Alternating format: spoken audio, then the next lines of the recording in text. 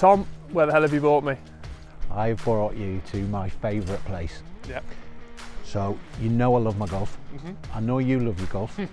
We're here at the Warwickshire. Nice. But we're going to the Strike Shack, Wow. the driving range.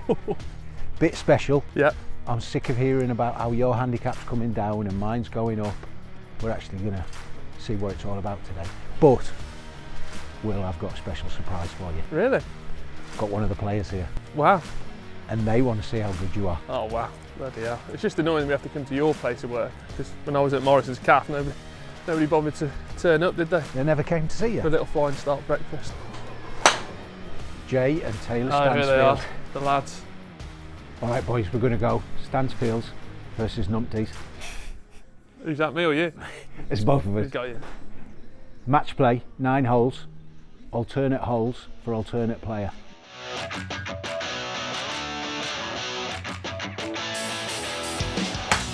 Yes, now we're rolling. Wasn't doing that in practice. Well played, mate. That's my mate, that is.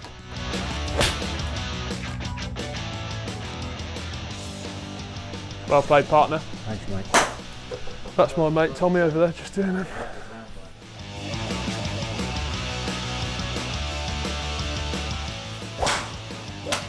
There he is. Oh, yeah. And it's registered it. It didn't register any of the other ones. Oh, Jesus. Nearly killed it. Sorry, mate.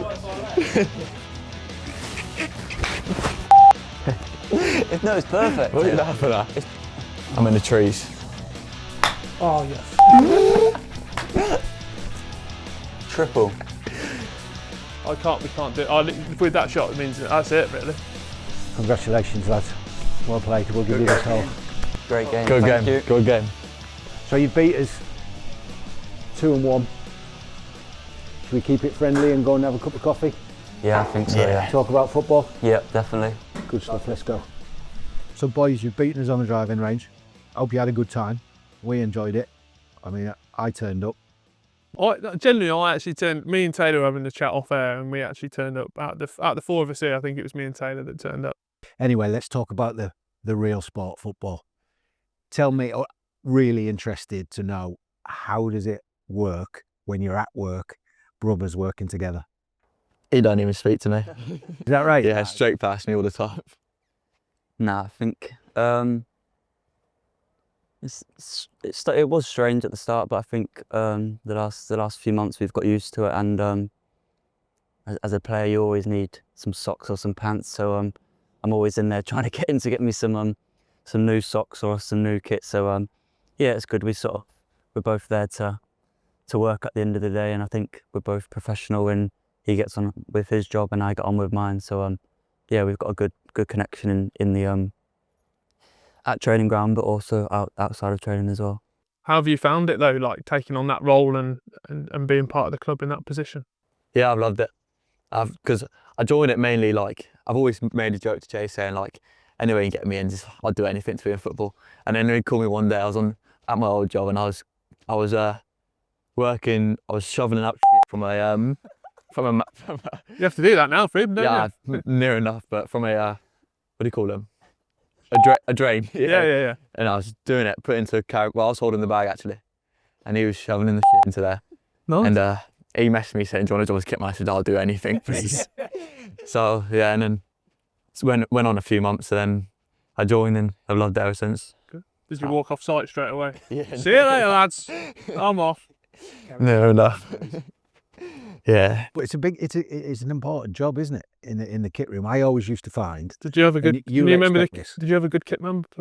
Everywhere I went, you look after the kit man, because you always need A pair of socks. pants, socks, bigger shorts. Yeah. And you always look after the people in the kit room, whether it's. Do they look after you, Taylor? Some of them do. Yeah. Most of them do. Most of them do. Yeah. What about Jay? Come on, be honest. Does he look after you? He's got better. Yeah. Before it was in the Wembley changing room, just about to play at Wembley, and he's absolutely caning me across the changing room. What was you asking for? My boots. No, it wasn't your boots. Wrong size shirt or something. My shirt And I was was wrong like, size. from Wald. Like very, not superstitious, but like I need to have the same kit as what I had last Bit of a diva. So like if my shin pads aren't in a certain, I like coming in from a warm up, going into the physio room, strapping my shin pads up, coming back. And then if one game I come in and they weren't there and like scrambling. Like. And it's the Wembley game as well. It's like there's enough pressure already. I get that. I was a creature of habit. If I scored one week, I wore the same shirt and tie the next week, or the same boots, the same socks. But it's an important role, really important. Was your first full season last season? Nah, so I joined December of the year we got relegated. So first full season So was the what? First full season was last year, yeah. Good start season. So you're the good luck I've charm. had it all really. Yeah. I've done it all Straight already. What did you see from your side of it in your role when you're watching the lads do as well as they did? And you already mentioned Wembley and promotion. You get that the lads all like, they don't seem to have as much on their shoulders. Like sometimes you'll come in when things aren't going well, and normally like you don't get the nicest hello, or not in a bad way, but they're not very happy. But Even from your brother? yeah, That could be the worst. Yeah, he's the worst. If he hadn't scored, that's one thing about him, is his mood, wherever he scores, no matter what he's doing. If he scores that week, he's going to have a good week. If he doesn't score, it's a very tough week for him. And I think you'll admit For me, that. for people at home. Yeah, for us. But yeah, No, I think as a forward, obviously you want to score goals. So like you said, there's obviously, I see my game as a lot different to scoring goals. I think I can bring a lot more to the team than putting the ball in the back of the net. And I think this season we've got a lot of quality that can also score the goals. So I think a different side of my game is going to come out this season than what it was last season. Have you changed anything in the way you approach games and what you demand of yourself during games for this season since the promotion?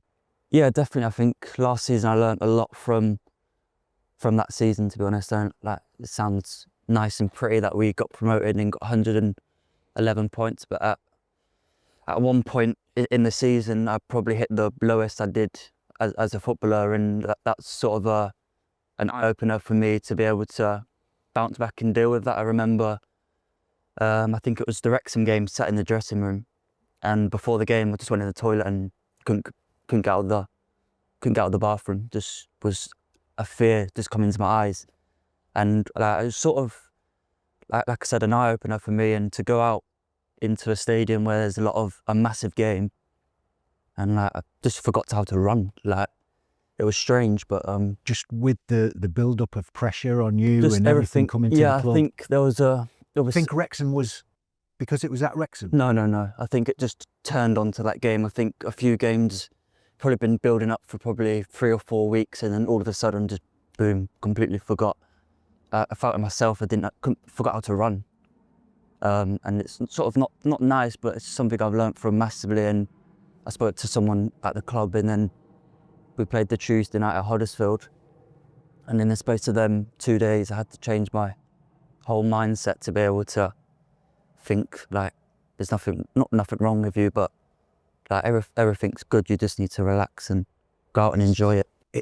It's so difficult. I know exactly what you're talking about. It is difficult, particularly when you put yourself under so much pressure, and we can see, how much he takes on board and takes on your shoulders. But you've got so much experience in your dressing room and in your staff. I know Tom Huddleston was here. We had a game of golf not long ago.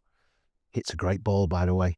But you have to tap into other people and not be embarrassed to ask for a little bit of help in that, because it's a team game, Jay. That's so good. Do you feel like you can speak about it though? Yeah, that's what I've learned, is to be able to open up and ask, like you said, the experts of who've been there before, and ask and learn from them how to deal with different situations, because like people don't see that. Apart from obviously Taylor would have seen it, my family would have seen that, but the outside world won't see that. And it's sort of one of them things where you've got to deal with it. At the end of the day, it's your job to deal with it. So that's what I think this year will be good. I know how to deal with the expectation, and I feel like I can give that to fuel me to push on. And like I said, I feel like I've got a lot more to offer and show people what I can do. Does that surprise you? Sorry, Tom, almost the other way as well, of like, when you speak to, like you mentioned Tom Huddleston, of like actually everyone's going through it and been through it as well.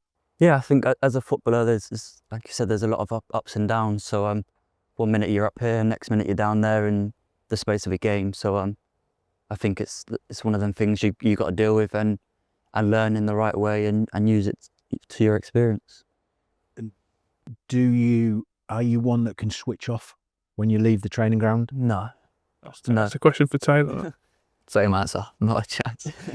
No, I think from young, my brain's been football. So if I'm at home, I'm thinking about what I've done in training, or after a game, I go home and my mind's always ticking on what's happened in the game, blah, blah, blah. And then obviously there's always football on TV. So I get home and that'll be the first thing that goes onto TV. And I think sometimes it helps, but sometimes you need to completely switch. Yeah, but it is hard to do that. Sometimes it's a trigger, and I only learnt it as I got older, I have to be honest, because I was exactly like that. If we won 3-0, I was happy for the team, but I was gutted if I hadn't scored one of them. Yeah.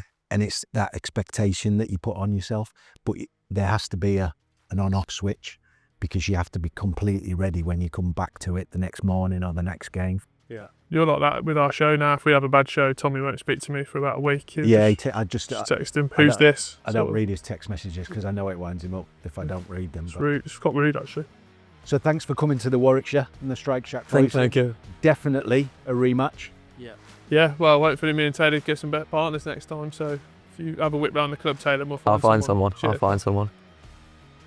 You live it. I actually live it. Turn the cameras off, he's having it.